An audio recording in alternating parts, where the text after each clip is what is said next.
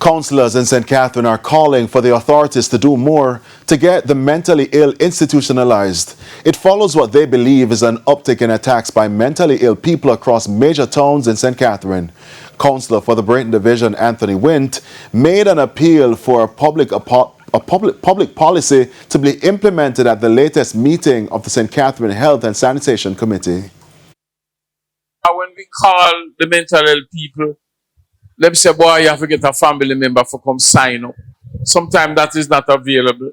When you call the police, they tell you so they're not trained to deal with mad people because them can't tell you when they're mentally ill.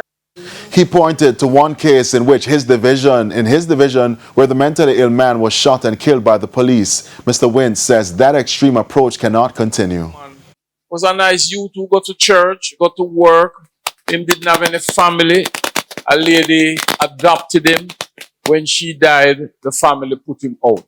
He eventually get mentally ill and he end up killing a lady. However, consultant psychiatrist for St. Catherine, Colleen Gooden, said the health department has taken steps to address those concerns. So this whole thing about when people call the police and the police say, I'm not trained, they can no longer say that. They can go, they can talk with, they can make an assessment, they can call the nurse, or they can go with our team. So that is, to me, that is the biggest change that we need to make for them to think that this is a person we're going to, a person who is ill, and therefore it doesn't have to be, an aggressive response right away.